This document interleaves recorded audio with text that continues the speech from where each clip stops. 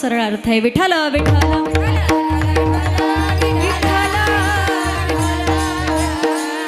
आता महाराष्ट्राच्या मातीचा विचार केला तर अनेक संत मंडळी आहेत. प्रत्येक संतांचा अधिकारही वेगळा आहे. ज्ञानदेवी रचिला पाया उभारिले देवालया ना मातयाचा किंकर जेने केला हा विस्तार जनार्दन एक नाथ खांब दिला भागवत तुका झाला से कळस भजन करा सावकाश बहिणी म्हणे फडकविती ध्वजा आणि निरूपण केले ओजा. प्रत्येक संतांचा अधिकार वेगळा आहे पण महाराष्ट्राच्या मातीला म्हणतात पवित्र ते कुळा पावन तो देश पवित्र ते कुळा पावन तो देश पवित्र ते कुळा पावन तो देश पवित्र ते कुळा पावन तो देश जेथे हरीचे दास जन्म घेती जेथे हरीचे दास जन्म घेती धर्म धर्म त्यांचा झाला नारायण धर्म धर्म त्यांचा झाला नारायण जेथे हरीचे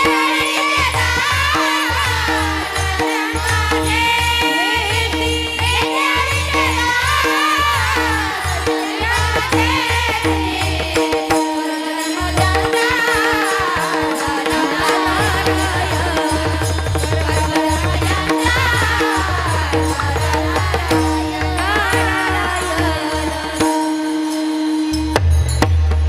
पवित्र ते कुळ पावन तो देश जेथे हरीचे दास जन्म घेती. प्रत्येक संतांचा अधिकार वेगळा आहे सगळ्यांना सांगायचंय.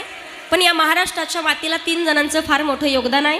3 सजावत देशको सती संत अरुशूर 3 लजावत देशको कपटी कायर आणि क्रूर. सगळ्यात मोठी जबाबदारी कोणाची असेल तर ती महिला मंडळांची असते. पहा माता मौलींची सगळ्यात मोठी जबाबदारी पुरुष मंडळ महिला मंडळ सगळ्यांनी लक्ष देऊन ऐकायचं. पूर्ण सप्ताहामध्ये आजच फक्त 50% आरक्षण आपली बाजू आहे त्यामुळे आपली बाजू अजिबात खाली पडू द्यायची.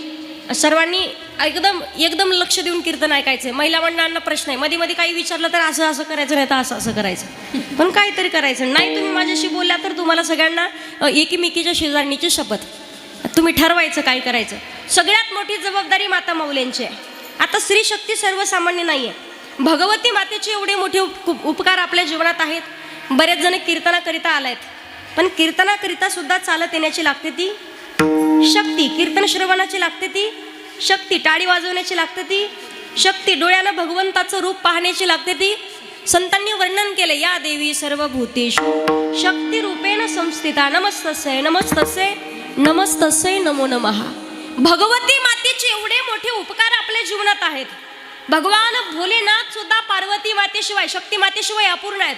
शेला वेलांटी म्हणजे पार्वती मातेचं प्रतीक आहे. वेलांटी काढली तर खाली काय उरतं बोला ना. शिव वेलांटी काढली तर खाली काय उरतं. काय घरी भांडणं करून आली का तुम्ही. काय उरतं खाली शव. शव म्हणजे काय प्रेत. त्याला मराठी भाषेत मड म्हणतात. पहा भगवान भोलेनाथ सुद्धा पार्वती मातेशिवाय अपूर्ण आहेत. किती महत्वाची स्त्री शक्ती ऐका. ज्या वेळेला भगवती माता आपल्या घरामध्ये अन्नपूर्णा म्हणून येते ना तेव्हा आपल्या पोटातील आग शांत करण्याचं काम करत असते. म्हणून माता मौल्यांना सांगत असते स्वयंपाक करत असताना कधीतरी देवाचं भजन करत जा. रामकृष्णारी म्हणायला काय हरकत आहे का. उंडा मळताना बोला ना. पीठ ओल्लं करताना रामकृष्ण हरी म्हणायला काय हरकत आहे का. भांडी घासताना रामकृष्ण हरी म्हणायला काय हरकत आहे का. कशाला भांडणं होतील. दुपारी 2 वाजेपर्यंत मालकाला उपाशी मरू द्या. नाही मारू नका तसं. 2 वाजेपर्यंत उशीर होऊ दे स्वयंपाकाला. 2 वाजता तुम्ही आता पोळ्या लाटायला लागलात पण पोळ्या लाटता लाटता तुमच्या मुखातून भजन येत आहे रामकृष्ण हरी जय जय रामकृष्ण हरी.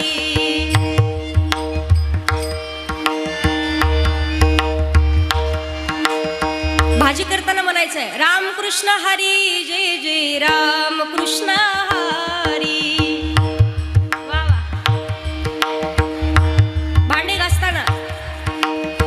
रामकृष्ण हरी जय जय रामकृष्ण हरी. वा वा.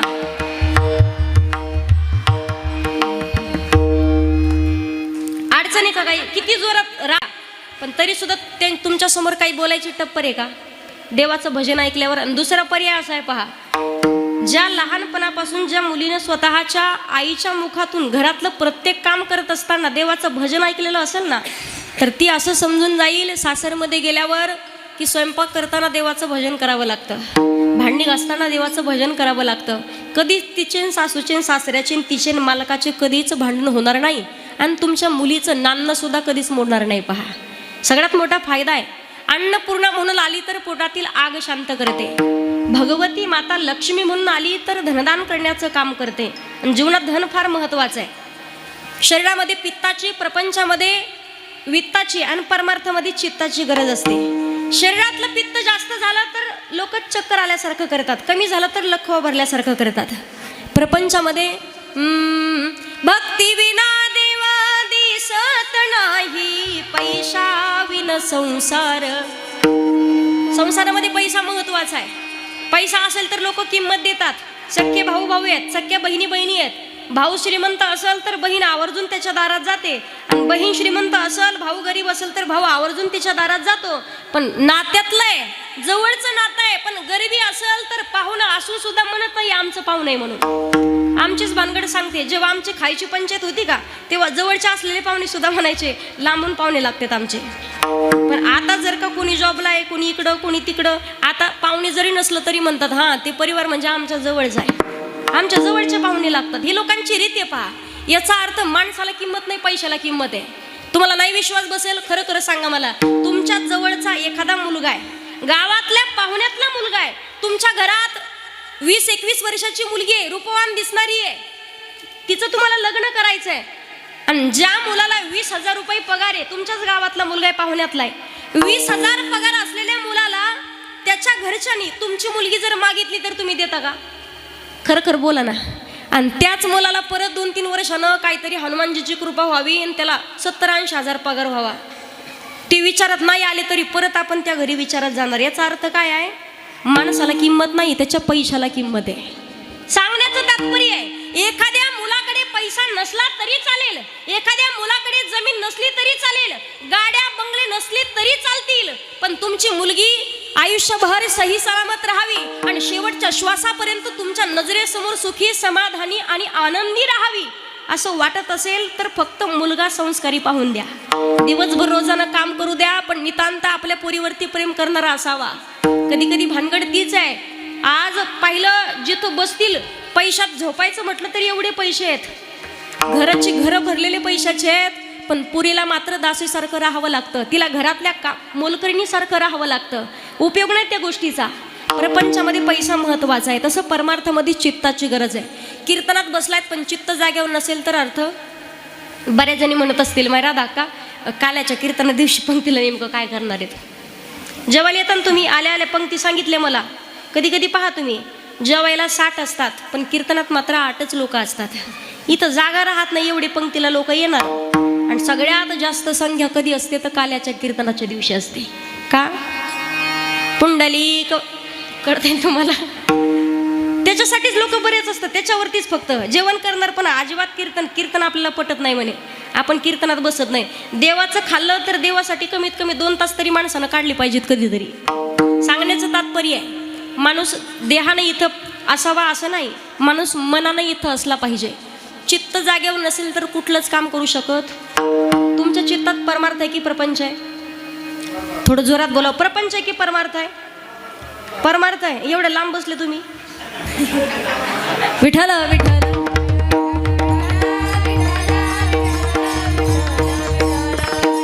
बरं, लांब बसण्याची सुद्धा कारण सांगते बरं का. बरेच लोक पाठीमागच्या कोपऱ्यात बसणार, जिथून महाराजही दिसला पाहिजे, चप्पल दिसली पाहिजे, आणि त्यातून मध्ये जर आलीच्या खाली तर पिचकारी सुद्धा मारते आली पाहिजे.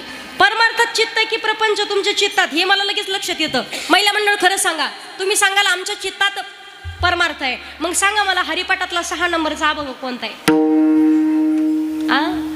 आता नाही येणार आवाज. कुठला सांगताल तुम्ही, पण कमीत कमी तुम्हाला अर्धा-1 तास विचार करावा लागेल. सांगणार नाही असं नाही, 1 तास तरी विचार करावा लागेल. पण इथं बसल्या बसल्या जर महिला मंडळाला विचारलं, राधा का तुमच्या घरातला हळदीचा डबा कुठे आहे, सांगाल की नाही मला?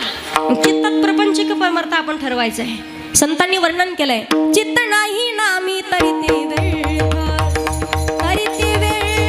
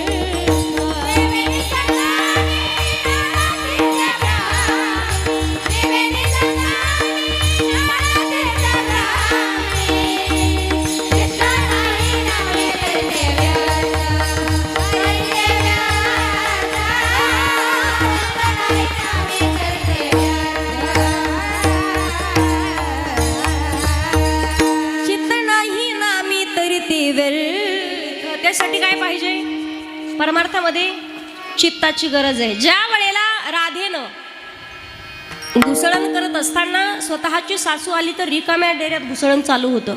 चित्त किती महत्वाचं आहे का.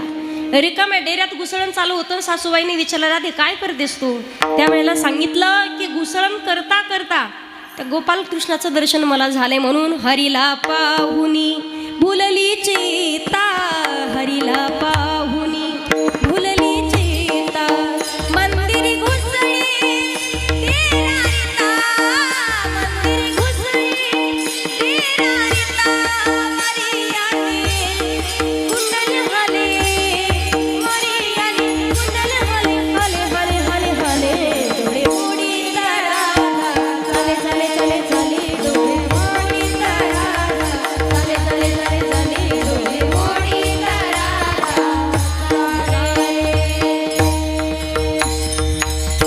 सांगण्याचं तात्पर्य आहे भगवती माता आपल्या घरामध्ये लक्ष्मी म्हणून आली तर धनदान करण्याचं काम करते.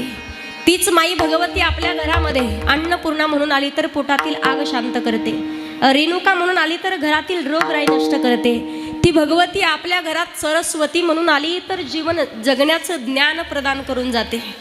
हंसावरती बसून शारदे, मयुरावरती बसून. सांगण्याचं तात्पर्य स्त्री शक्ती सर्वसामान्य नाहीये, ती साक्षात धगधगती ज्वाला आहे. भगवती मातेचा सुद्धा ज्यानं गोंधळ केला. विश्वातला सर्वात पहिला गोंधळी कोण आहे? तेव्हापासून नवरात्र उत्सव साजरा करण्याची प्रथा चालू झाली. विश्वातला भगवती मातेचा सर्वात पहिला गोंधळी कोण? टाकेत बुद्रुक, इकडं पैशावाले पुरुष मंडळ, चष्म्यावाले, हे सगळे लक्षात आहे का आपल्या? लय ऐकलं तुम्ही कीर्तन पहा. पण सांगा विश्वातला सर्वात पहिला भगवतीचा गोंधळी कोण? तेव्हापासून नवरात्र उत्सव करण्याची प्रथा चालू झाली. ब्रह्मदेवाचे मानस पुत्र पहिले आहेत नारद मुनी, दुसरे आहेत दक्ष महाराज. दक्ष महाराजांनी 9 दिवस भगवती मातेला प्रसन्न करण्याकरिता 9 दिवस आणि 9 रात्री तेलाचा दिवा जाळला. तेव्हा भगवती माता प्रसन्न झालेली आहे. सांगण्याचं तात्पर्य आहे ती साक्षात धगधगती ज्वाला आहे. स्त्री शक्ती सर्वसामान्य नाहीये. टाकेत बुद्रुकमध्ये किती सुंदर मेकअप केला आणि अख्ख्या टाकेतला चक्कर मारून आली, पण घरात जर गॅसला जाळ्या असतील तर अर्थ नाहीये. बाईचे संस्कार सांगतात, ही बाईचं वागणं कसं असेल, या बाईचे लेकरं कसे असतील. बाईचं दार सांगतं या बाईचं घर कसं आहे. किती सुंदर मेकअप केला, लेकराला संस्कार नसतील तर अर्थ नाहीये. कारण 99% संसार हा बाईच्या हातात असतो. पहा, घरातला माणूस बिघडला तर त्याला जागेवर आणण्याचं काम बाई करते, पण घरातली बाई बिघडली तर संसाराचं वाटोळं झाल्याशिवाय राहत नाही. त्यासाठी घरातली बाई संस्कारी असावी लागते. स्त्री शक्ती सर्वसामान्य नाही. आईनं संस्कार देण्याचं काम करावं, संतांनी संस्कृती सांभाळायची आणि वीरांनी देशाचं संरक्षण करायचं आहे. सगळ्यात महत्त्वाचा विषय, वारकरी संप्रदायामध्ये प्रत्येक संतांचा अधिकार पाहिला तर प्रत्येक संतांचा अधिकार वेगळा आहे. जगद्गुरु तुकोबाराय सांगतात, एखादा व्यक्ती रूपवान असेल तर त्याला म्हातारपणाची भीती आहे. एखादा धनवान असेल तर त्याला सुद्धा चोरट्यांपासून भीती आहे. एखादा जर गुणवान असेल तर त्याच्या दुश्मनापासून त्याला सुद्धा भीती आहे. एखादा जर बलवान असेल तर त्याला सुद्धा त्याच्या दुश्मनापासून भीती आहे. मनुष्य असेल तर त्याला सुद्धा काळापासून भीती आहे. पण अखंड भगवान परमात्माचे आम्ही दास म्हणून जीवन जगणारे आहोत, म्हणून आम्हाला त्रैलोक्यामध्ये भीती बाळगण्याची गरज नाही. अभंगाचं पहिलं चरण. हरीच्या दासा काही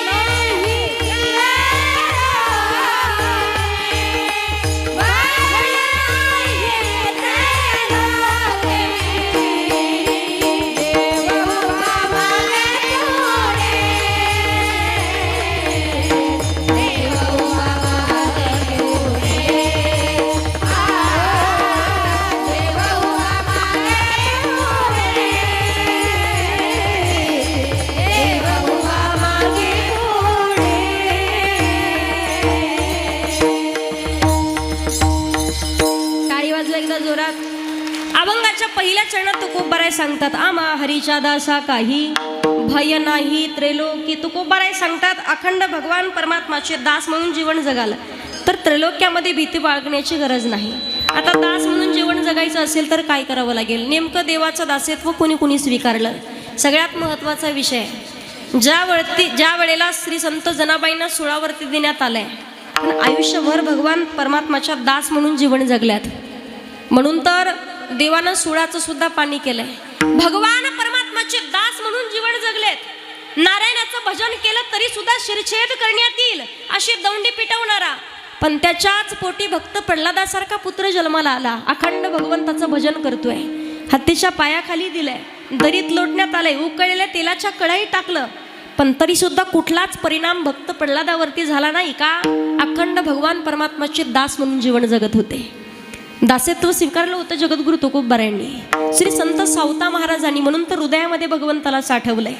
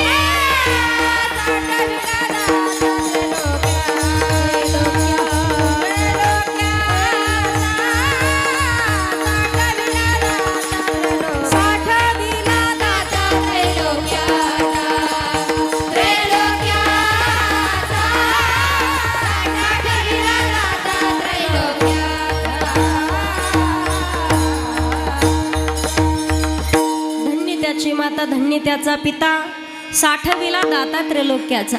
हृदयात भगवंताला साठवलं पहा आणि स्वतःच्या कामामध्ये प्रामाणिकपणाने राहत होते.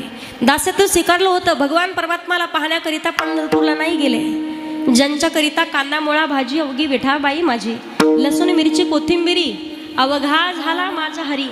पहिला काळ जर पाहिला, श्री संत सावता महाराजांना भेटण्याकरिता पांडुरंग परमात्म्यानं मळ्यामध्ये यावं. का? कामामध्ये तेवढा प्रामाणिकपणा होता. आता जो व्यक्ती स्वतःच्या कामावरती नितांत प्रेम करतो आणि प्रामाणिकपणाने दिलेलं काम पार पाडत असेल, तुम्ही कधी कधी सांगत असतात आई आमच्या गावातला हा देव माणूस आहे. देव नाही पण देव माणूस. का? दिलेलं काम प्रामाणिकपणाने पार पाडतो. माझा सगळ्यांना प्रश्न आहे, पहिल्या काळामध्ये ठराविक कामं होते पहा. सोन्या चांदीचा व्यापार केला पाहिजे पण कोणी? सोनारानं. मडकी घडवण्याचं काम करावं कोणी? कुंभारानं. कपडे धुण्याचं काम करावं कोणी? धोब्यानं. कपडे शिवायचं काम करावं कोणी? शिंप्यानं. हे कामं दिलेली होती. भाजीपाल्याचा व्यापार केला पाहिजे, विकला पाहिजे कोणी? माळ्यानं. हे दिलेली कामं होती. पण आता कोणाची कामं कोणी करायला लागली म्हणून प्रामाणिकपणा निघून गेला. महिला मंडळांना माझा प्रश्न आहे, तुमच्या शेतात इकडे पीक काय सगळ्यात जास्त?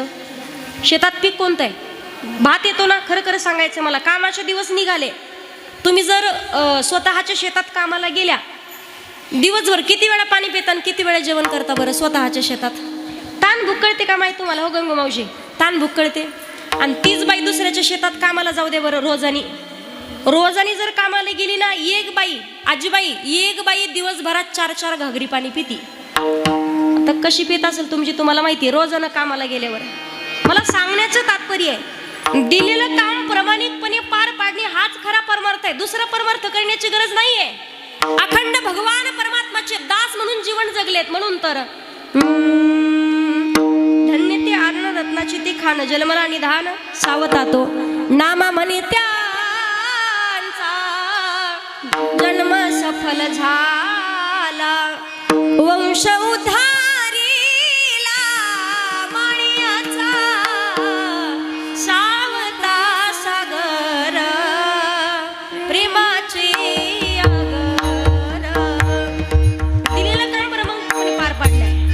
भगवान परमात्माच्या दास म्हणून जीवन जगल्यात. विषका प्याला राजजीने भेजा, विषाचा परिणाम संत मीराबाईंवरती नाही, गोपालकृष्णावरती झालाय का? अखंड कंठात नामस्मरण होतं. ऐसी लागी लगन, ऐसी लागी लगन, लागी लागी रे लगन, लागी लागी लगन, ऐसी लागी लगन, मेरा हो गई मगन, वो तो गली गली हरि गुन गाने लगी.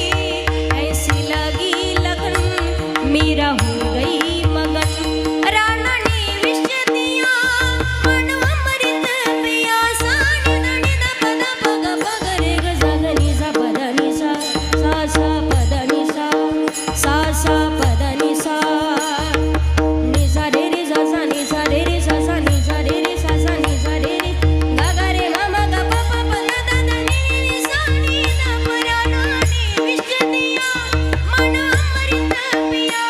मीरा सागर में सरिता समाने लगी, वो तो गली गली हरि गुण गाने लगी. ऐसी लगी लगन, मेरा हो गई मगन, ऐसी लगी लगन, मेरा हो गई मगन, वो तो गली गली गली गली हरि गुण गाने लगी.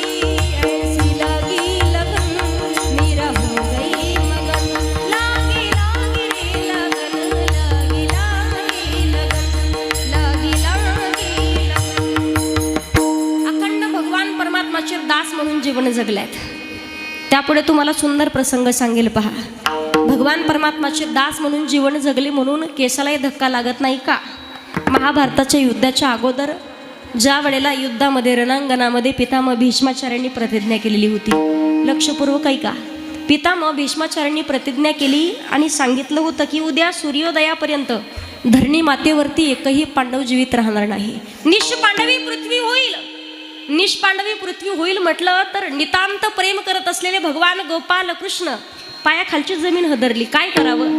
मध्यरात्रीच्या वेळी निघाले, गड्याचं रूप धारण केलं, द्रौपदी मातेला घेऊन पितामहांच्या जवळ आले आणि सांगितलं होतं प्रदक्षिणा पूर्ण करायची आणि दर्शन घ्यायचंय.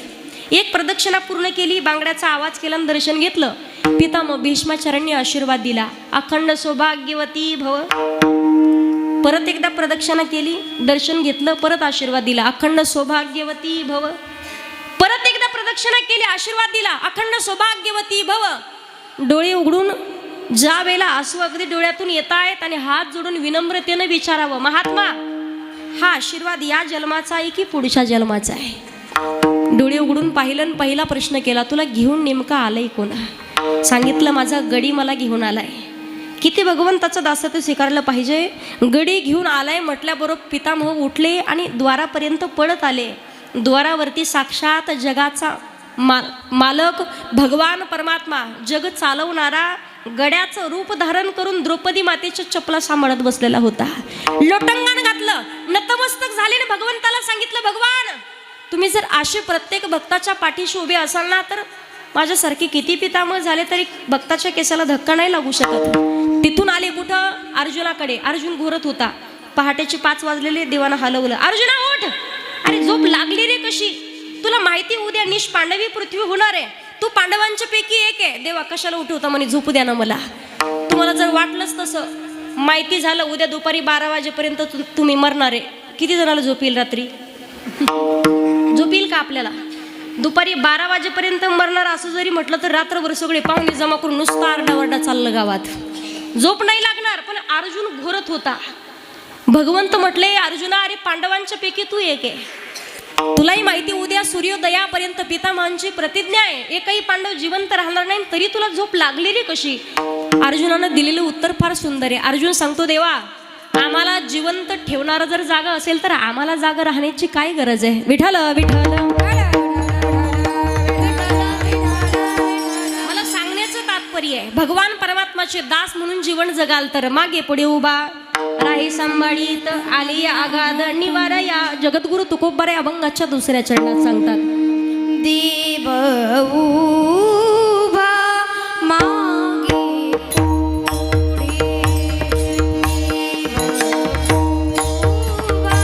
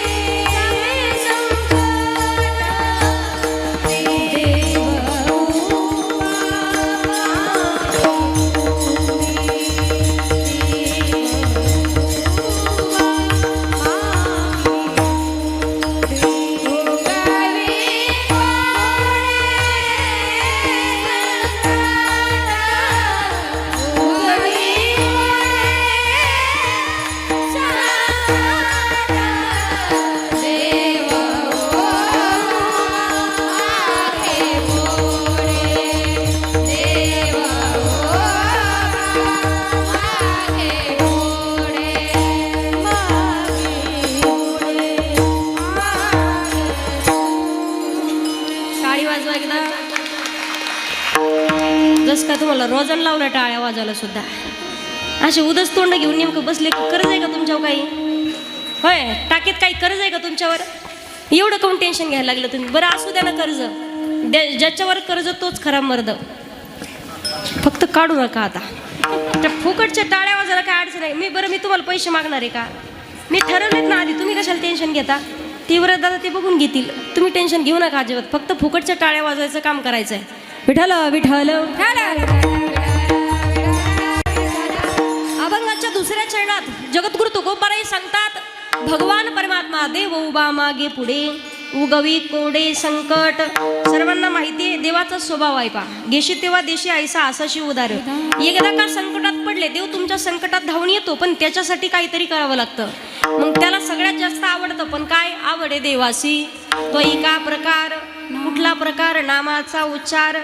त्याला नामस्मरण केलेलं आवडतं. आवड प्रत्येकाची वेगळी. जीवाची आवड, संताची आवड, भगवंताची आवड. तुमच्या आमची आवड वेगळी आहे. संताची आवड, आवडे हे रूप गोजिरे सगुण पाहता लोचन.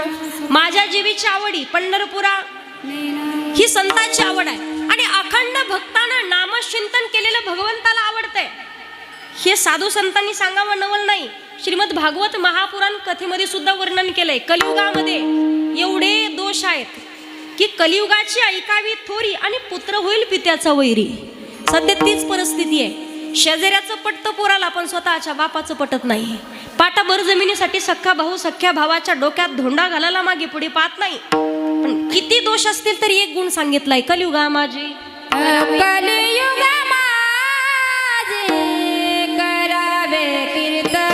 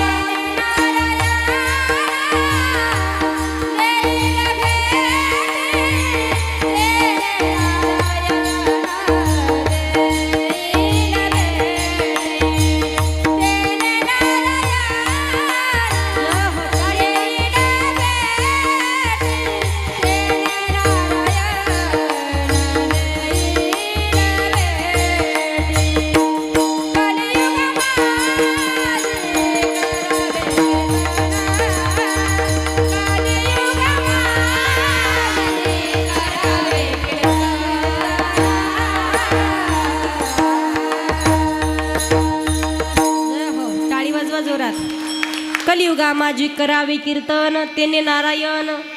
बरं कुठलं कीर्तन? नामसंकीर्तन. साधन पै सोपे, जडतील पापे. नामस्मरण करा. बरं नामस्मरण केला तर तुम्ही सांगाल फायदा काय? फायदा आहे ना. तयाच्या चिंतने देशेल संकट, तराल दुर्गट. हरी हरी तुम्ही म्हणारे सकळ, तेने माया जाळ. सारासारी विचार करा उठा उठी. नामधरा कंठी, विठोबाचे नामस्मरण करा. आणि कलियुगामध्ये देवाची प्राप्ती करायची असेल, भगवंताच्या जवळ जायचं असेल तर नामस्मरण करणं एवढाच फायदा आहे. नामस्मरण करणं एवढाच आपल्याकडे उपाय आहे. बरेच जण म्हणतील ताई भजनच करायचं ना करून म्हातारपणी, आताच कुठं आमचं वय झालंय, अजून पोराचं लग्न राहिलंय, अजून घरात सून यायची राहिली, अजून 2 एकर जमीन घ्यायची बाकी आहे. इकडे पहा, इकडे पहा, रामभाऊ ते इकडे पहा. बरं तुम्ही मला सांगा, म्हातारपणी किती भजन करायचं ठरवलं? बऱ्याच जणाला तर सगळ्या फक्त एकच टेन्शन आहे, कीर्तनात बसल्यावर कीर्तन कसं होईल ते टेन्शन नाही, कीर्तनात आमचं भजन होईल की नाही त्याचं टेन्शन नाही. एकच टेन्शन आहे, आपल्या पोराचं लग्न होईल की नाही. लोक आम्ही कीर्तनाला गेल्या सुद्धा आम्हाला सोडत नाही. लोक आम्हाला म्हणणार ताई कुठल्या जातीची चालेल तुमची तिकडे पाहणे एखादी.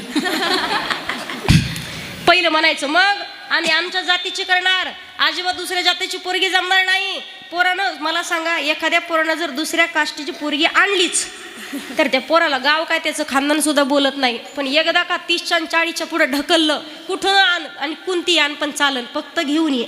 मला सांगायचंय काय, लोक आम्हाला म्हणतात ताई तुमची तिकडे पाणी एखादी, तुमची तिकडे हाय की एखादी. आता सांगावं काय तुम्हाला, आमच्याच गावातले 50 राहिलेत. गावागावात टेम्पो निघायला लागले, ज्यांचे रखडले त्यांचं तय अवघड आहे. परवा एका पोराची नेमकी सुपारी फुटली, तारीख काढायची तर पोराच्या सासूबाईंनी पोरग पाहिलं, ती म्हणली याला पोरगी द्यायची नाही. पोरीचा बाप म्हणला ग पापायची माहिती तुझं का गोळ्या संपल्या का डोकं फिरलं म्हणे. अगं 3 एकर पोरा 3 मजली बिल्डिंग आहे म्हणे, 50 एकरचा मालक आहे. 1.5 लाख रुपये पगार आहे म्हणे पोऱ्याला. अकोल्यामध्ये एवढा मोठा बंगला आहे म्हणे. तू खुशाला सांगायला लागली याला पोरगी. ती म्हणे भिकाराला देईल पण याला पोरगी द्यायची नाही. अगं झालं काय नेमकं? तुम्ही इकडे आहे म्हणे, तुम्हाला माहित नाही पप्याचा बाप काही करता इकडे. अगं झालं काय? तुम्ही इकडे आहे म्हणे, तुम्हाला माहित नाही. अगं झालं काय? तुम्हाला माहित नाही म्हणे पप्याचा बाप ही मला पाहायला आलतं म्हणे. म्हणजे तेव्हापासून राहिलं होतं असं सांगायचंय मला. ज्यांचे रखडले त्यांचं अवघड आहे पहा. ज्यांचे रखडले त्यांचं फार अवघड आहे. एकदा 40च्या पुढं ढकललं. परवा एक मुलगा मला म्हणे ताई एखादी पोरगी पाहा ना. म्हणलं दादा वय किती? म्हणलं हाय 42. किती? 42. आता चुलते पुतणे सगळंच राहिलेत लग्नाचे, पण पोरीच भेटणं तर करणार काय आहेत? गावागावात टेम्पू. बरं लग्न मला सांगा, ज्या पोराला 50 एकर जमीन आहे त्याच पोराला कमीत कमी 5-50 हजार रुपये पगार आहे. आणि विशेष म्हणजे ते पोरग माळकरी आहे, संस्कारी आहे. अशा पोराचं लग्न राहिलं कुठं ऐकलंय का तुम्ही? लग्न राहतात कोणाचे? जे मोकार टुकार या गल्लीतून त्या गल्लीत, त्या गल्लीतून त्या गल्लीत, अशा पोरांचे लग्न राहतात पहा. सांगण्याचं तात्पर्य आहे बऱ्याच जणांना टेन्शन राहतं पोराचं लग्न होईल की नाही, असं होईल की नाही. अजिबात कुठल्याच प्रकारे टेन्शन घेण्याची गरज नाही. कीर्तनात बसलाय, आपल्या जीवनाचा उद्धार होईल का? योग्य वेळेत आपण भजन करू शकतो का? कारण रामाचं भजन तोपर्यंतच आहे जोपर्यंत आत्माराम आहे. आत्माराम निघून गेला तर लोक म्हणतात राम नाम. जोरात बोला, राम नाम, राम नाम. बरोबर आहे की नाही? निघून गेल्याच्या नंतर 4 जणांच्या खांद्यावर राम नाम सत्य हे. श्री संत तुलसीदासांनी सुंदर असं वर्णन केलेलं आहे पहा. बिनु सात संग विवेका न होई. बिनु सात संग विवेका न होई. बिनु सात संग विवेका न होई. बिनु सात संग विवेका न होई. राम कृपा विनु सुलभ न सोई. श्रीराम जय राम जय जय राम. श्रीराम जय राम जय जय राम. श्रीराम जय राम जय जय राम. श्रीराम जय राम जय जय राम. श्रीराम जय राम. श्रीराम जय राम जय जय राम. श्रीराम जय राम जय जय राम. श्रीराम जय राम जय जय राम. श्रीराम जय राम. सगळ्या जणी म्हणा, जरा म्हणता ना, श्रीराम जय राम जय जय राम.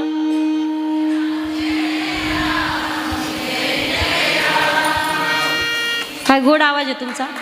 पण एक काम करा ना, सगळेजणी म्हणा, सोबत म्हणा. असे रेल्वेचे डबे घसरल्यासारखं करू नका.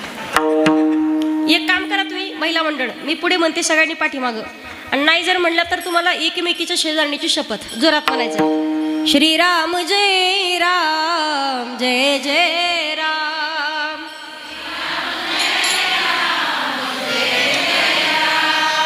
श्रीराम जय राम. श्रीराम जय राम जय जय राम. श्रीराम जय हो. आता जमलं. इकडं आता एकदा खाकरून कुकरून घशाला धार लावा. पुरुष मंडळ, महिला मंडळ तुम्ही शांत बसा. सगळ्यांनी माझ्या पाठीमागे म्हणायचंय. तिकडं कट्ट्यावरले वट्ट्यावरले जोरात म्हणायचंय. श्रीराम जय राम जय जय राम म्हणा.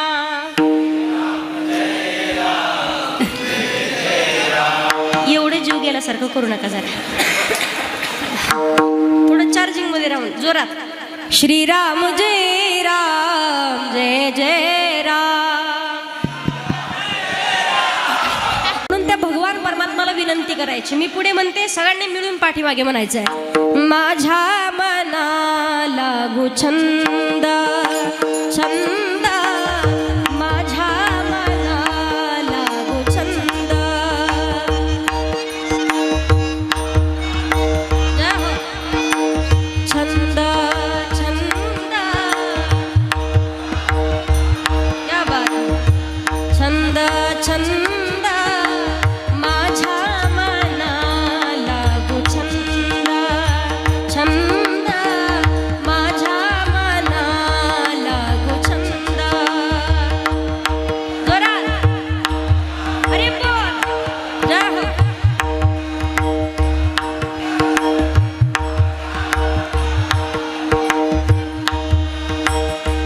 नित्य गोविंद गोविंद नित्य गोविंद गोविंद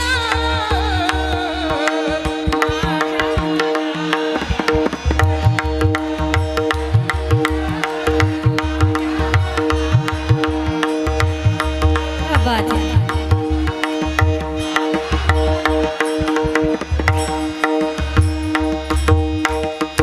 जेवढे पिकअपचे ड्रायव्हर आहेत का सगळ्यांना एकच विनंती आहे तुम्ही सगळ्या जणांनी कीर्तन संपले पिकअप असे लाईनीत उभे करा सगळ्या जणांना पिकअप मध्ये घालून रोज कीर्तनाला घेऊन फिरू कोरस करायला खरंच तुमचा आवाज गोडे पहा काय आवाज आहे तुमचा मावशाओ काय आवाज आहे तुमचा जसं का आग्या मावळ्याच्या माशा उठल्या नाही माझ्या विठाला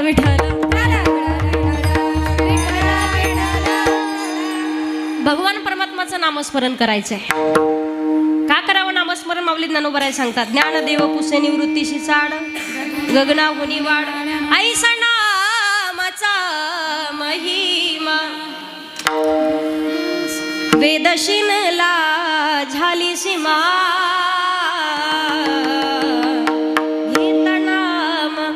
घेत नाम विठोबाचे पर्वत जडती सगळ्यात महत्त्वाचं भजन कुठे होत असेल सांगू तुम्हाला योग्य वेळेत सावध व्हावं संतांनी सांगितले तरणा भाग्यवंत नटे हरी कीर्तनात का जव हे सकळ सिद्ध आहे हात चालावया पाय तव तू आपले स्वहित पाहे तीर्थयात्रे जाय चुकून गुडघ्याच्या वाट्यात सरकल्यावर कीर्तनात बसण्यात अर्थ नाहीये कानपूर लाईन खराब झाले किती कीर्तन ऐकले तरी उपयोग आहे काही कधी कधी पाहतो मी आम्ही कीर्तन सांगावं एकदा तुम्हाला गंमत सांगते गणपत महाराज असे एक जण पुढंच बसलं म्हातारं कमीत कमी 85 वर्षाचं असेल असं कीर्तन सांगितलं बाबाकडे पाहू मध्ये असे करायचे कधी असे करायचे कधी असे पूर्ण कीर्तन बाबाकडे पाहून सांगितलं कीर्तन संपलं आयोजकाला म्हटलं काय अभ्यास आहे म्हटलं बाबाचा तुमच्या पूर्ण टाकेतमध्ये काय अभ्यास आहे बाबाचा लोक म्हणले ताई ते बहिरे उपयोग आहे का काही सांगण्याचं परमार्थ योग्य वेळेत वेळ निघून गेल्यावर सावध होण्यात अर्थ नाहीये कानपूर लाईन खराब आपण विचारा बाबा जेवले का म्हातार म्हणतं झोपायचंय आता नाकातून गंगा जमुना व्हायला लागल्याच्या नंतर परमार्थ नाही योग्य वेळेत सावध व्हायचंय पंढरपूरची वारी करावी कुठपर्यंत गुडघ्याच्या वाट्या जागेवर आहे तोपर्यंत चालता येईना डुलता येईना कमरात वाक पडलेला नंतर म्हातार म्हणतं ताई येऊ का पंढरपूरला माड घालावं पण कधी योग्य वेळेत वेळ निघून गेल्यावर नाही कमीत कमी 75 वर्षाचा बाबा असेल मला म्हणे ताई माळ घालायची होती म्हटलं बाबा अजून माळ नाही घातली का आता वय किती म्हणे 75 म्हटलं अजून नाही माळ घातली का आता बिनसती घातली म्हणे पण आता चावना अर्थ आहे का काही वेळ निघून गेल्याच्या नंतर सावध होण्यात अर्थ नाहीये विठाल विठाल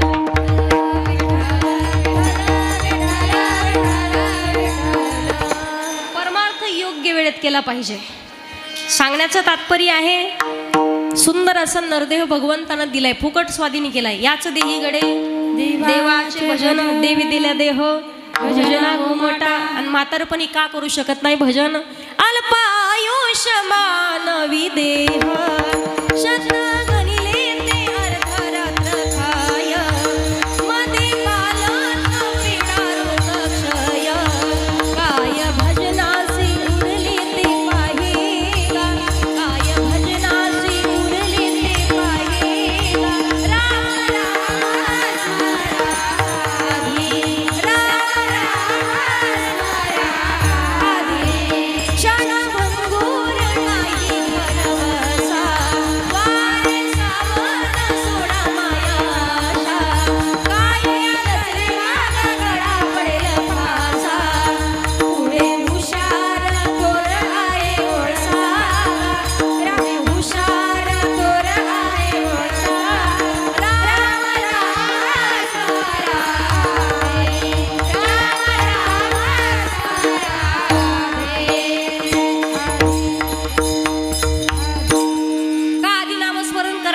नाशिवंत देह शरीराची होय माती, शरीराची होय माती.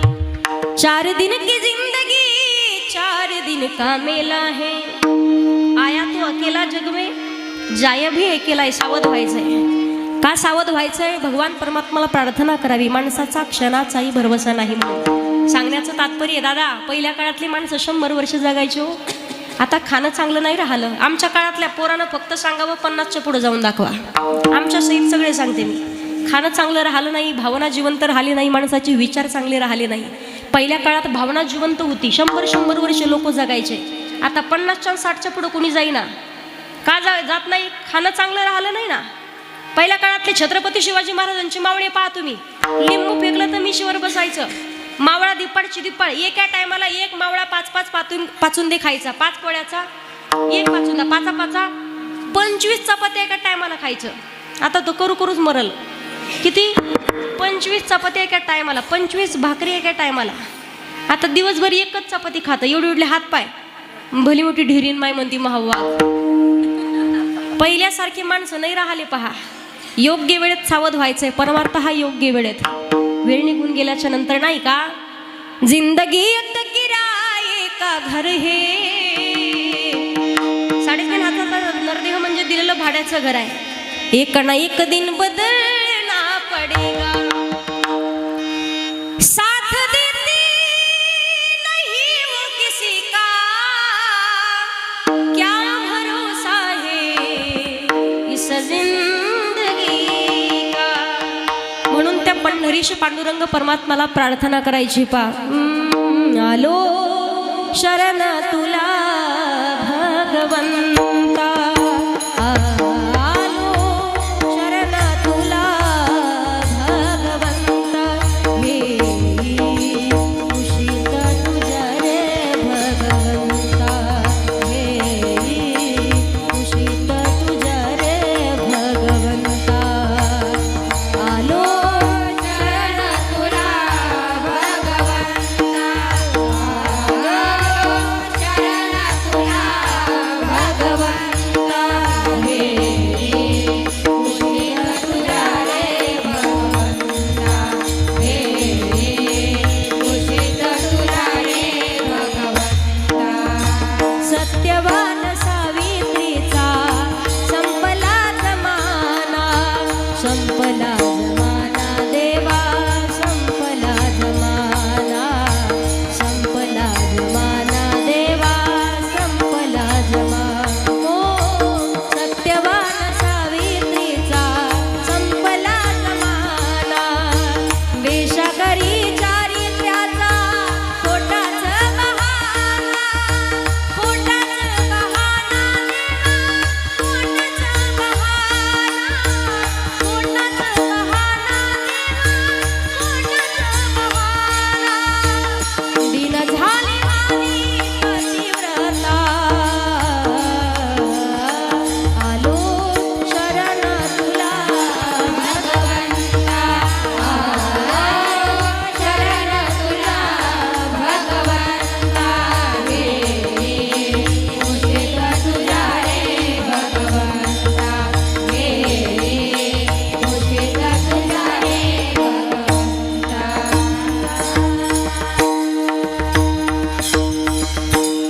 आलो शरण तुला भगवंता. शरण जायचं असेल तर त्या भगवान परमात्माला. अखंड आयुष्यभर दास म्हणून जीवन जगाल तर नक्कीच जीवनाचं कोटी कल्याण झाल्याशिवाय राहत नाहीये.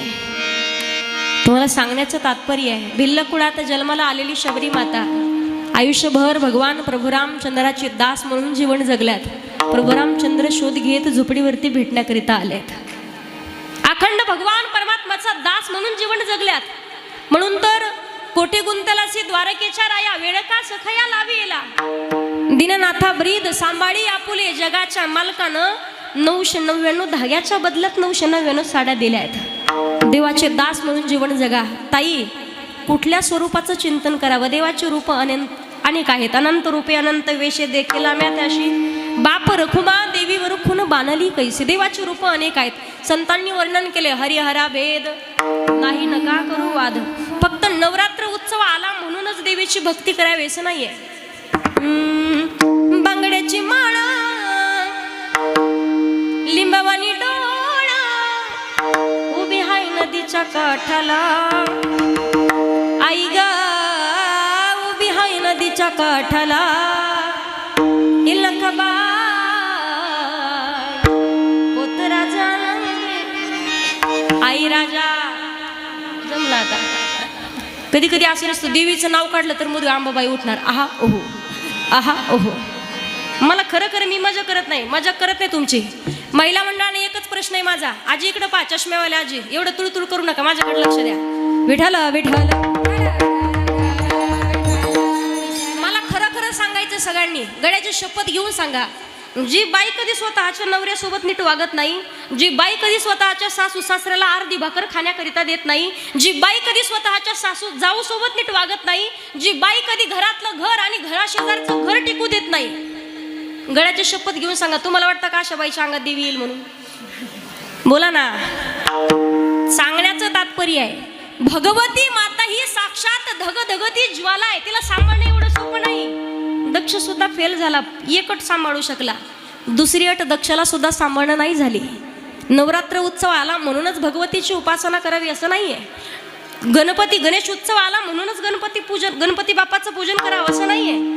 महाशिवरात्र आली म्हणूनच महादेवाचं भजन करावं असं नाही अजिबात. प्रत्येक बाई सोमवारच्या दिवशी महादेवाच्या मंदिरात शिव केला शोकेवासी डोली धारो के राजा, शंकर संकट हरना ओ भोले बाबा, शंकर संकट हरना. महादेवाच्या मंदिरात जाता का महिला मंडळ? एक लोटा जल, सब समस्या का. गगू मावशी इकडे पहा, राधा अक्का माझ्याकडे पहा, मंजुळाबाई. एक लोटा जल, सब समस्या का. एक लोटा जलधारेमध्ये प्रसन्न होणारा उमापती महादेव. पण मला सांगायचंय, तुम्ही एक नाही 2 तास पूजा करा महादेवाच्या मंदिरात, पण गळ्यात शपथ घेऊन सांगा, त्या महादेवाची 2 तास पूजा केली आणि घरच्या महादेवाने जर भाकरी वाचून डोळे पांढरे केले तर जमल का? त्याकरिता काय पाहिजे? शुद्ध ज्याचा भाव झाला दुरी नाही, थोर प्रेमाचा भुकेला हाची दुष्काळात याला. अंतकरणातला भाव शुद्ध असावा म्हणून मनी नाही भाव मनी देवा मला पाव, देवा शाने पावायचा नाही रे, देव बाजारचा भाजीपाला नाही रे, देव बाजारचा भाजीपाला नाही रे, नाही रे, देव बाजारचा भाजीपाला नाही रे, देव बाजारचा भाजीपाला नाही रे, देव बाजारचा भाजीपाला नाही रे, देव बाजारचा भाजीपाला नाही रे.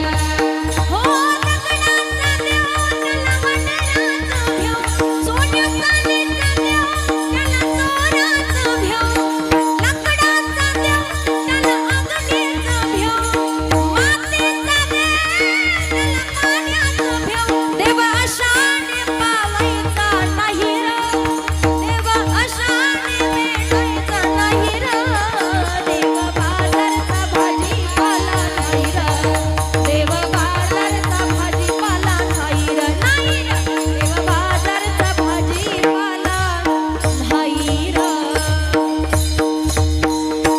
मनी नाही भाव मनी देवा मला पाव.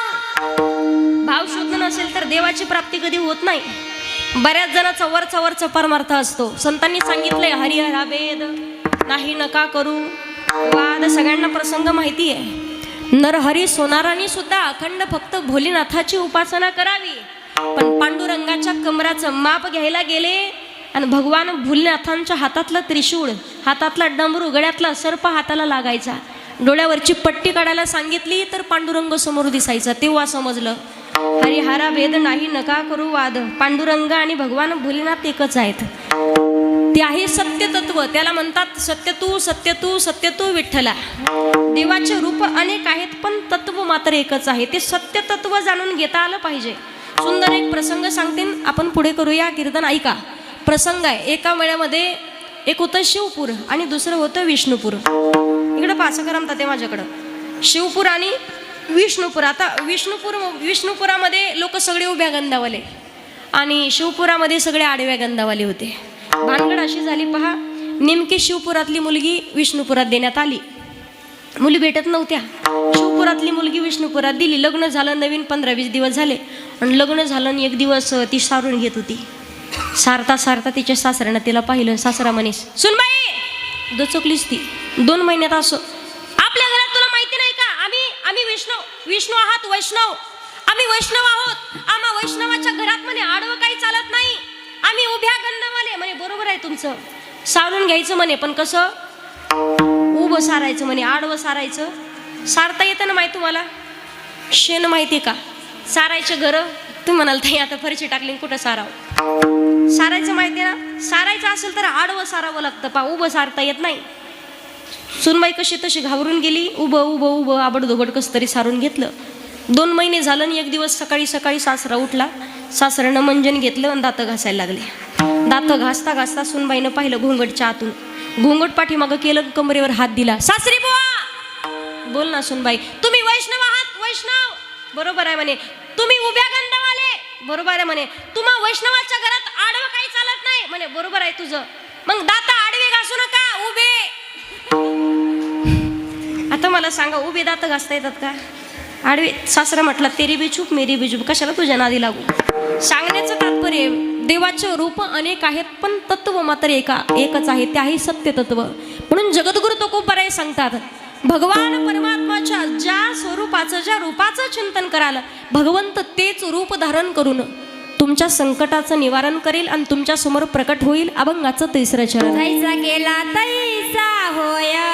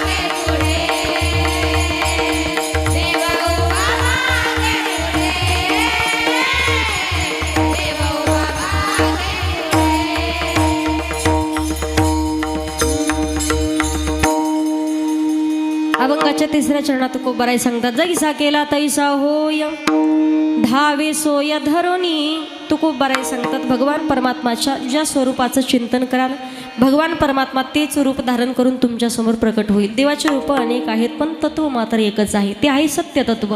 सत्य तत्व जाणून घ्यावं लागेल. सांगण्याचं तात्पर्य, प्रत्येक संताचा अधिकार पाहिला. आपोआपल्या पद्धतीनं देवाचं भजन केलंय. कुणी भगवंताला स्वतःच्या मळ्यामध्ये शोधलं तर कुणी भगवंताला शोधण्याकरिता पंढरपूरला गेलंय. सांगण्याचं तात्पर्य आहे, आज लाखोदिनं महाराज मंडळी पंढरपूर या क्षेत्राच्या ठिकाणी आषाढी एकादशीकरिता निघतात, पण कुठल्याही वारकऱ्याच्या केसालाही धक्का लागत नाही. श्रीमंतही तिथंच आणि गरीबही तिथंच.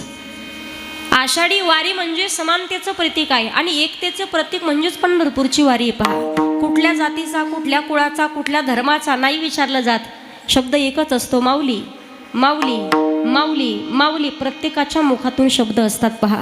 म्हणून आहो सखी साज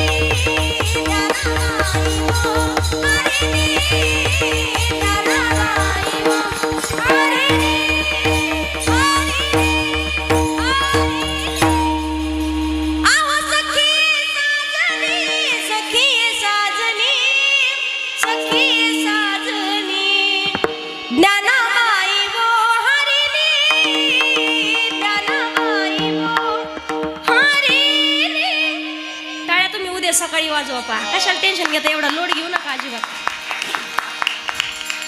काय कदर आणला तुम्ही. हा टाळ्या वाजवलं का एवढं जीव तुडतुड म्हणून काय घेणे देणं नाही तुम्हाला. तुम्हाला गंमत सांगते पा, परदेशाच्या कीर्तनामध्ये किती गायन केलं तरी एक म्हातारी नुसती रडायची. ते कीर्तन संपलं आणि ते आजीला म्हटलं, आजी झालं का रडायला तुम्हाला, काही त्रास आहे का तुम्हाला. काय सांगू ताई, म्हटलं झालं काय रडायला, कीर्तनाला यायचं नव्हतं म्हणे. 3च महिने झालं ताई, 103 किलोची गदड्यासारखी बकरी होती म्हणे माझी. म्हटलं बकरीचा आणि माझा काय संबंध. काय सांगू ताई, राधा अक्काच्या शेतात घेऊन गेले आणि राधा अक्काचा गहू खाल्ला माझ्या बकरीने. बकरी फुगून अशी आरडू आरडू मिली म्हणे. तुम्ही कीर्तनात केलं की मला माझ्या बकरीची आठवण. तशी बकरी नाही मिली तुमची कोणाची. कुठच्या टाळ्या वाजवत जा फक्त. विठाल विठाल जैसा केला तैसा होय, धावे सोय धुरवणी. तुकोबाराय सांगतात, जे भगवान परमात्मामुळे आम्ही आयुष्यभर सुखी समाधानी आणि आनंदी आहोत. भजन सुद्धा त्याचंच करणार. तुका म्हणे असं सुखे गाव मुखे विठोबा. वारकरी संप्रदायाच्या नियमानुसार सर्वांनी हात वरती घ्यायचे आणि माझ्यासोबत भजन. महिला मंडळ, पुरुष मंडळ पाठीमागचे. हां, श्रीमंत गरीब पैशावाले हातावरती. हनुमानजीचं लक्ष आहे तुमच्याकडे, माझं जरी नसलं तरी. मला फसवता आलं पण हनुमानजीला नाही फसवू शकणार कोणी. हातावरती. जय हो. वा.